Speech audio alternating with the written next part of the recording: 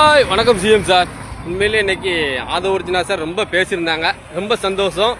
நீங்கள் மாரத்தான் ஓட்டப்பந்தயம் 3 கிலோமீட்டர் ஓடி இருந்தீங்கன்னா எந்த முதலமைச்சர் இது வரைக்கும் ஓடினது இல்லையா? அவர் சொன்னது ரொம்ப சந்தோஷமா இருக்கு. அதே போல் நீங்கள் போதை விழிப்புணர்வுக்காக ஓடினீங்க. அதே அந்த டாஸ்மாக் கடை 717 நீங்கள் மூடி இருந்தீங்கன்னா ரொம்ப சந்தோஷம். மக்களும் ரொம்ப சந்தோஷமா இருப்பாங்க. நீங்க நல்லது பண்றீங்களா கெட்டது பண்றீங்களா மக்கள் பாத்துக்கிட்டு இருக்காங்க. நீங்க இந்த ஓடின ஓட்டத்தை அந்த கரூர்ல 40 பேர் செத்தாங்களே அப்போ ஓடி போய் அந்த மக்களை பார்த்துருந்தீங்கன்னா ரொம்ப சந்தோஷம். உண்மையிலே சொல்றேன், அமோனியா வாயுல 10 பேர் இறந்தாங்களே அவங்க குடும்பத்தை போய் பார்த்து ஆறுதல் சொல்லியிருந்தா, ஓடி போய் ஆறுதல் சொல்லியிருந்தா ரொம்ப சந்தோஷம்.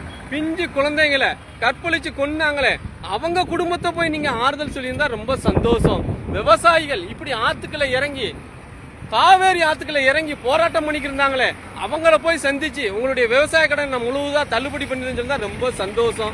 ஓடி போய் நீங்க சொல்லியிருந்தா ரொம்ப சந்தோஷம். மக்களும் சந்தோஷப்படுவாங்க.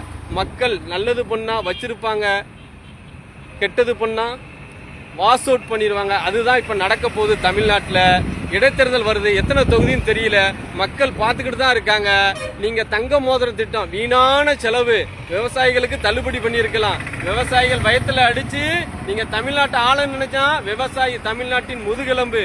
மக்களே சிந்தித்துக் கொள்ளுங்கள், இடைத்தேர்தல மாற்றத்தை கொண்டு வாங்க.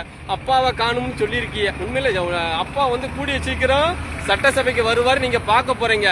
அதே போல எத்தனை தீய சக்தி இருந்து ஓட்டு போட்ட எம்எல்ஏ விலைக்கு வாங்கி நீங்க ஆட்சி நடந்துகிட்டு இருக்கு. அந்த ஆட்சி உண்மையிலே உங்களுக்கு தீய சக்தி தானே? அது தூய சக்தியா தீய சக்தியா?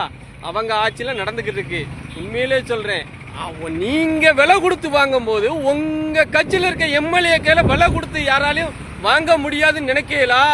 கூடிய சீக்கிரத்துல 6 மாசத்துல விலை கொடுத்து வாங்கிடுவாங்க. உங்களுக்கு இப்படி பினிஷ் காட்டுவாங்க. ரொம்ப வேதனையா இருக்கு. மக்களே சிந்திச்சு ஓட்டு போடுங்கள். உங்களுக்கு பிடிச்சிருந்தா லைக் பண்ணுங்க, ஷேர் பண்ணுங்க, கமெண்ட். உங்கள் PK முத்து.